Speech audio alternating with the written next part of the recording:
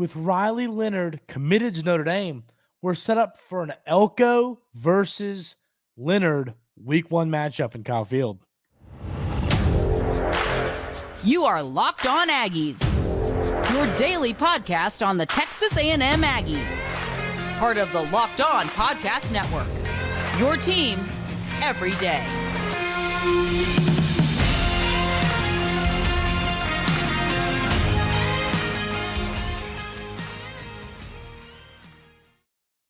Welcome on into Locked On Aggies. I'm your host, Andrew Stefaniak. Thanks for making Locked On Aggies your first listen every single day.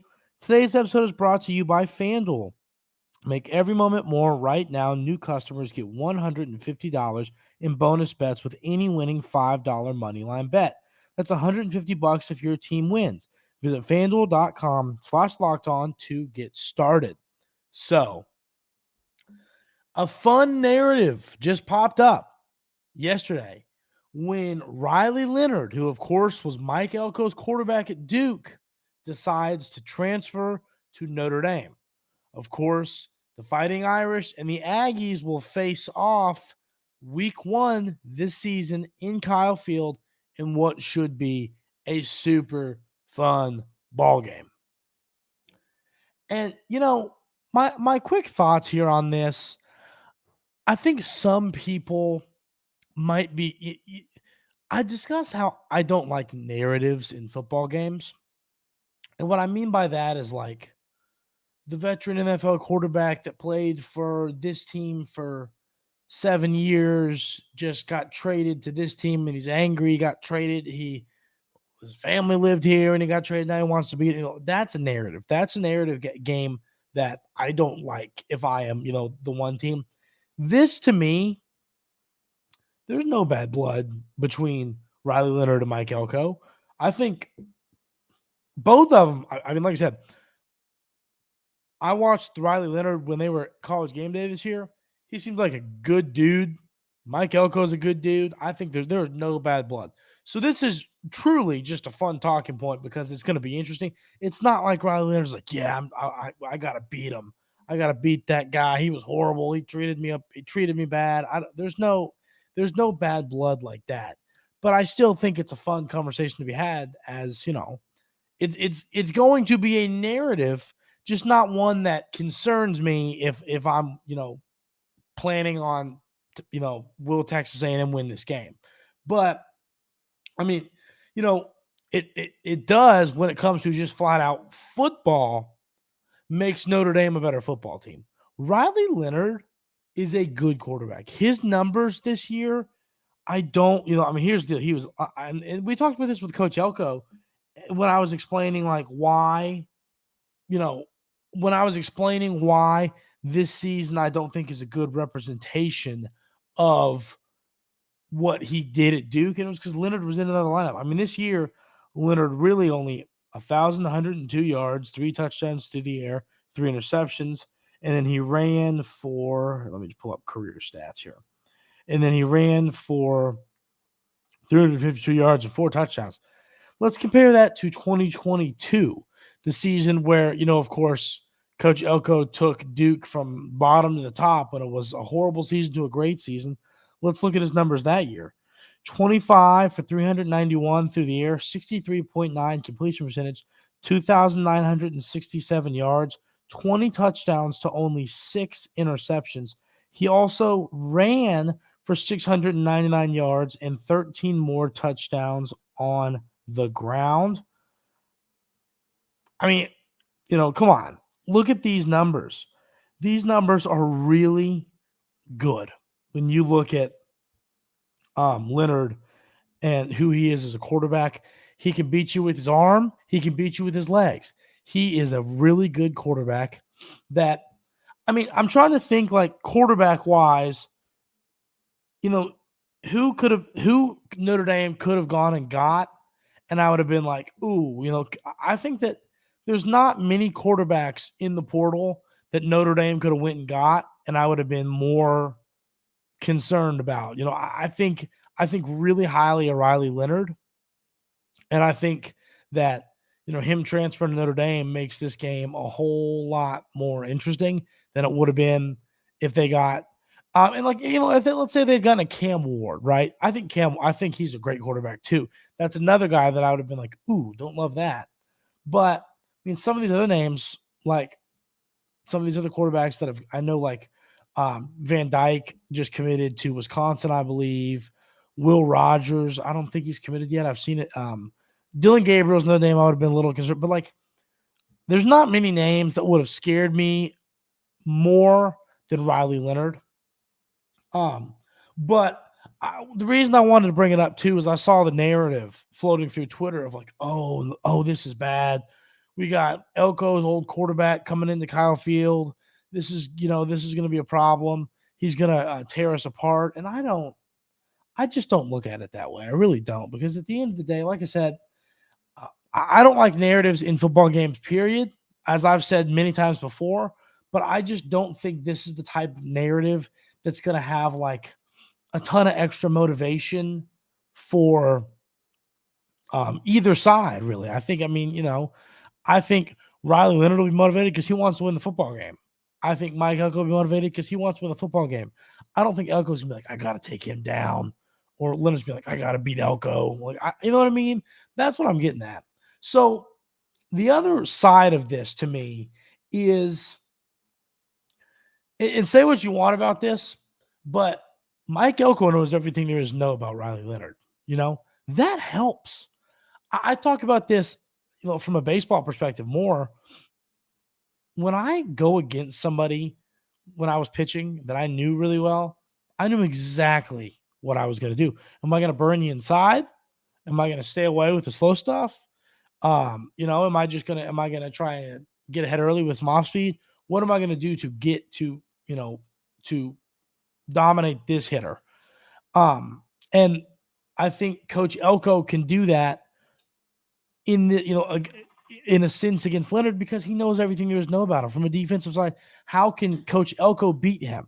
He's seen him at practice every single day, and I think he'll know what he needs to do to slow Riley Leonard. I really do. So, frankly, if there is an advantage anywhere, I think it's on Texas A&M's side, because no one knows more about Riley Leonard. No one knows more about his play style and what he likes to do than Mike Elko. Mike Elko's defense went against Riley Leonard in practice every single day. And I truly do think that's an advantage for the Aggies. So let me know in the comments, because I want this to be, because maybe I'm underplaying this, and I could be. So I want y'all to let me know in the comments. Is this kind of narrative around Riley Leonard coming to Kyle Field, take on his own coach, is that concerning to y'all? It's not really concerning to me. I already laid out my reasons. Like I said, it's not concerning to me. Frankly, like I said, I think that there are some advantages on Texas A&M's side, knowing, hey, Elko knows pretty much everything there is to know about Riley Leonard and who he is as a quarterback. So, let me know in the YouTube comments how y'all feel about that.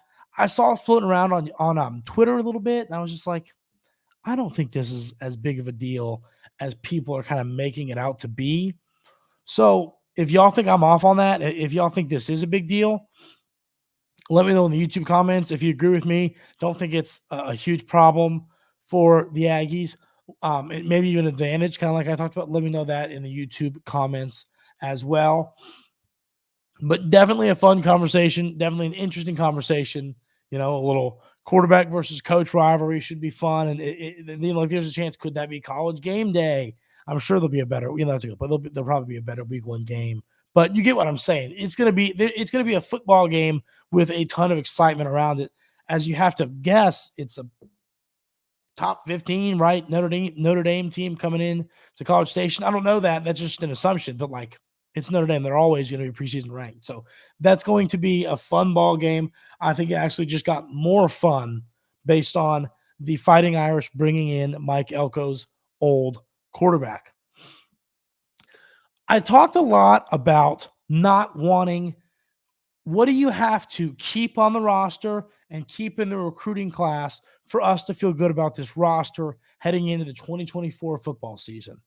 we're going to play a little game, have a little hypothetical conversation with the current state of the roster and the recruiting class, and see how we feel about that conversation coming up right here on Locked On Aggies. But first, I got to tell you about our wonderful friends over at FanDuel. As the weather gets colder, the NFL offers stay hot on FanDuel. Right now, new customers get $150 in bonus bets with any winning $5 moneyline bet. That's $150 if your team wins. If you've been thinking about joining FanDuel, there's no better time to get in on the action. The app is easy to use, and there's a wide range of betting options, including spreads, player props, over-unders, and more. I hit my first NBA moneyline bet yesterday. I've hit some prop bets with the NBA, but Luka Doncic was one rebound short for me hitting my parlay. So it was in a bad mood. So I'm going to take 4 money lines. Although I think I bet it before, maybe beside the point. And I had Suns, I had the Clippers, I had the Mavericks, and then I had, oh goodness, who was the other team I had? Let me think about it. 5 seconds. And the Nuggets, those 4 teams, money line, $3, paid out 17 plus the bet back. Super fun. I've never been a huge NBA guy. FanDuel's made me a huge NBA guy. I'm enjoying it. FanDuel just makes watching every sporting event a little bit more fun. Visit FanDuel.com/LockedOnCollege and kick off the NFL season. FanDuel, official partner of the NFL.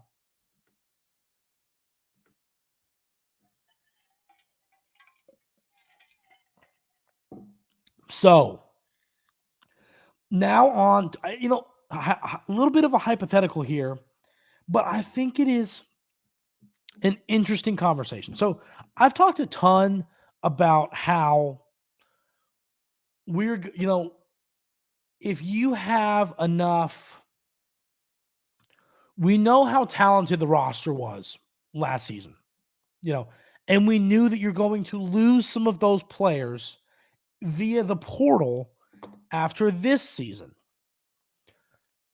So the game I kind of want to play is I just want to talk about the names that we've seen leave and say, if this stayed right here, if this stayed like this, how do we feel about the talent of the roster? Do we feel this roster is talented enough to have a good 2024 season? Now, before we start to have that conversation, this debate came up in the comments today, and I think it was a really interesting point. I have this feeling that Coach Elko is going to, and I'm planning to have a show kind of like what went wrong with the Jimbo Fisher era. And I think what went wrong with the Jimbo Fisher era is going to be what we're in 8 years, we're going to say went right with the Mike Elko era, and that is player development. I don't think that Fisher, anybody that watched this Texas A&M team over the last 3, 4, 5 seasons knows that Coach Fisher was not developing the talent he had on the roster. I think that is going to be something you see different with Coach Elko. He's just proven in his short, young head coach career that he can turn nothing into something when it comes to talent on a roster. And so I think that he's going to get the most out of the players on his roster, which is why just with some of the coaching hires he's made, I just already feel better about this program moving in the right direction. But, running through the players that we've seen head out so far, let's just run through it. So the players that you've had leave Texas A&M to this point, and I'm on Gig'em 24/7 and just their transfer portal tracker, which is really interesting thing to look at. So go check that out. It tells you players that Texas A&M's offered, players that have left Texas A&M, and then players that they have brought in via the portal. So leaving A&M, you've got Raymond Cottrell, committed to Kentucky, and then you've got Max Johnson committed to North Carolina. Remington Strickland hasn't found a new home yet. Jordan Moko, I believe he committed to Charlotte yesterday. I believe I saw that. Jordan Gilbert, Jake Johnson, Basantis, LT Overton, Walter Nolan, Tariq Chappelle, Fadil Diggs, and then Deuce Harmon. Walt, it looks like he might be heading to Oregon. I think it'll be interesting to see what he does, but it's going to be painful seeing him in it. I'm telling you, I've never seen a player where I was like that disappointed when I saw the picture of him in the when he was taking his official to, well, I don't know if you call them officials in the portal, but when he was taking his visit to Oregon, I was like, man, I'm going to miss that guy. But that's kind of where this roster's at currently when it comes to the guys you've lost. And, I think that a bulk of the losses that are going to happen have happened. The only reason that I could see a player leaving now is if you recruit over them in the portal or in the portal, you go get a guy that's like I'll give you an example, like a guy like a Micah Tease, right? A young receiver. Let's say you bring in another one or two receivers via the portal. Maybe that guy's like, okay, I'm going somewhere else. That's the only I don't think anybody, what I'm getting at here is if someone was going to leave, I think they would have left. The portal's been open opened on Monday, right? It's already Wednesday the following week. So, it's been open for 10 days now. So what I'm getting at is you're going to lose a couple more guys if I had to guess, but I don't think you're going to lose a ton more. I think the bulk of the damage is done when it comes to what you're going to lose in the portal. And does losing a Walter Nolan hurt? Yes. Does losing Fadil Diggs hurt? Yes. Fadil Diggs, as I've said, was a bit of a surprise. The Tariq Chappelle, I'd say, was a bit of a surprise. Losing LT Overton, Chase Basantis, do those two things affect your roster? Yeah, but the thing about it is you have to remember this. Texas A&M was such a deep and talented football team last season at pretty much every single position that I look at this and I say, you've still got 4 and 5 stars across the board. It's now going to be up to, can this new staff develop this talent? Obviously, I'm incredibly upset about losing to Basantis, losing to Jake Johnson. Overton, we know how talented he was, even with the reclassification.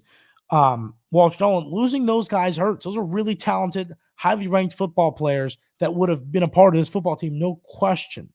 But I still think that you have enough talent on this roster, and you're going to bring in enough via the portal. You've, of course, already landed Javon Harvey, the Old Dominion transfer, and then you've landed Will Lee, the Kansas State corner.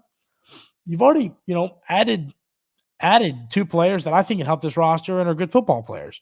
You're going to continue to add players via the portal for the next, handful of weeks, bring in more and more guys. So, yes, these losses hurt, but I think that this roster, as long as you don't lose a ton more, like I said, I'm kind of making this argument based on the fact that I don't think a lot more talent is going to hit the portal, just based on the fact that if they were leaving, they would have left. So, and I know that you could see another guy or two, or maybe a bunch leave. This is just my gut feeling tells me the bulk of what's happened has already happened. Of what's going to happen has already happened. So that's kind of my thoughts there when it comes to where this team's at portal wise. Recruiting class wise, I think you've gotten hit a little bit harder than I was hoping. The Cam Coleman loss hurts. Of course, the 5-star receiver moves on. He's heading to Auburn. That hurts. He was a good football player. You lose a couple more guys, some of your lower ranked guys, but at the end of the day, you do still have a lot of the talented 5 stars committed in this class.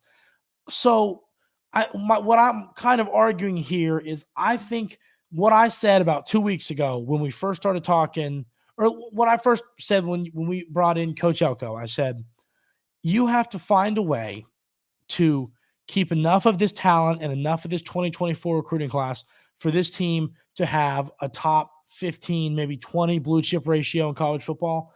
I think with where we're at right now, that is still in play. So the losses have hurt, no question, but this roster is still talented and is still in a good position heading into the 2024 season, and there are still a ton more portal additions, and I think even a couple more 2024 recruits that could join this roster ahead of next season. Texas A&M hired a strength and conditioning coach, and some might say, well, that doesn't get me excited. This hire should, because this guy is an absolute dog. We're going to talk about that coming up right here on Locked On Aggies. But first, I got to tell you about our friends over at LinkedIn Jobs. When you're hiring for your small business, you want to have as many top-tier candidates as possible to interview. That's why you have to check out LinkedIn Jobs. LinkedIn Jobs has the tools to help find the right professionals for your team faster and for free. The best part for me, in my opinion, about LinkedIn Jobs is how easy it is for employers to find the employees they're looking for a job. LinkedIn Jobs helps you get the employees that you can trust. You can look at where they went to school. You can look at their job qualifications, where have they worked, what have they done to feel confident in the hire. If you're an employee looking for somewhere to work, if you're looking to be employed somewhere, it can hook you up with jobs, and that is the whole point of the platform, and it really does help put those two parties together. LinkedIn knows that small businesses are wearing so many hats and might not have the time or resources to hire. Thankfully, with LinkedIn, the process is intuitive, quick, and easy. Post your job for free at linkedin.com/lockedoncollege. That's linkedin.com/lockedoncollege to post your job for free. Terms and conditions apply.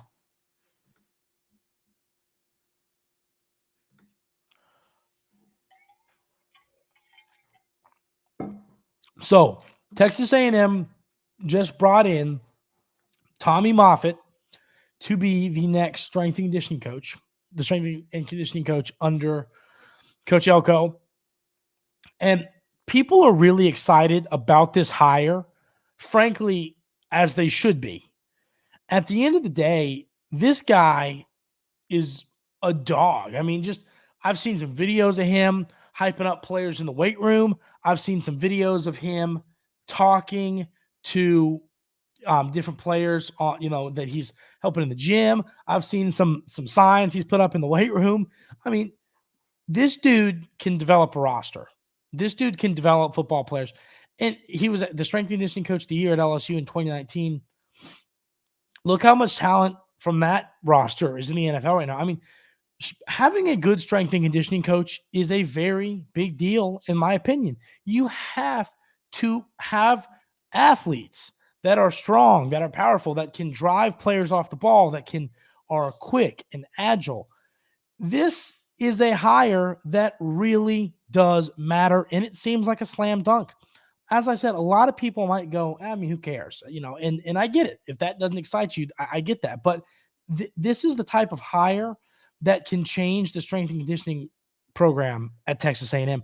And it is so important.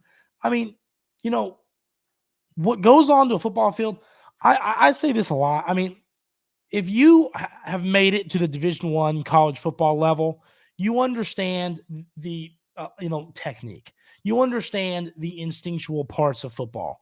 I think a lot of what separates some of these athletes is strength and conditioning. How much can you bench? How fast are you? How well can you train? That stuff matters just as much as technique, and that stuff matters on the field. X's and O's. Strength and conditioning is a huge part of college athletes succeeding.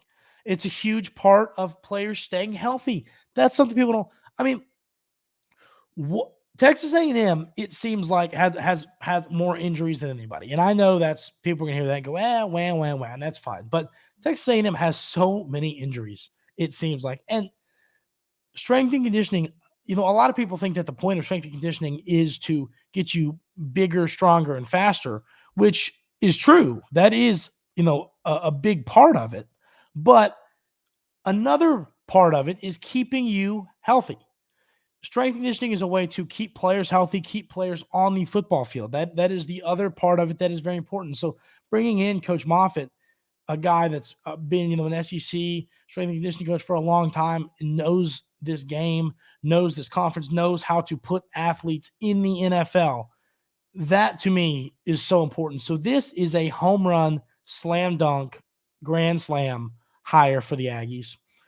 And I'm really excited, but I think you might see a healthier Texas A&M roster next season, and you might see a more athletic and stronger Texas A&M roster next season thanks to this hire. And the last thing, real quick before we call it a day, I wanted to say, Edgerton Cooper, the best linebacker in college football, and you can't change my mind on that, just put his name in the NFL draft, as he should. Go get your money, go get paid, I haven't pulled up a mock draft. I'll do that for tomorrow's episode. We'll look and see where Coop's getting drafted. But this is going to put a lot on the shoulders next season of Terrion York, a young guy who was great this year. We know how good he was this year, but he's going to have a lot more on his shoulders at the linebacker position next year. And, he's going to be the guy, not that he wasn't the guy this year. I think him and Coop were kind of equally the guys, but it's going to be a lot on the shoulders of York. I think he's going to be asked to get some pressure. I think he's going to be asked to do a ton of things for the Aggies. So if Texas A&M wants to have a successful season on defense, Terrion York is going to have to be a very significant part of that. That is going to do it for today's episode of Locked On Aggies. Like I said, if y'all agree or disagree with me on the whole Riley Leonard, how do we feel about that narrative? Is it a big deal? Let me know that in the comments. I'm curious. I really am curious to know everyone's thoughts on that. So let me know that in the YouTube comments. If you're listening on a podcast platform, head on over to the YouTube comments and let us know. Join in on the conversation there. That is going to do it for today's episode of Locked On Aggies. Thanks so much for tuning in, and we will see you tomorrow.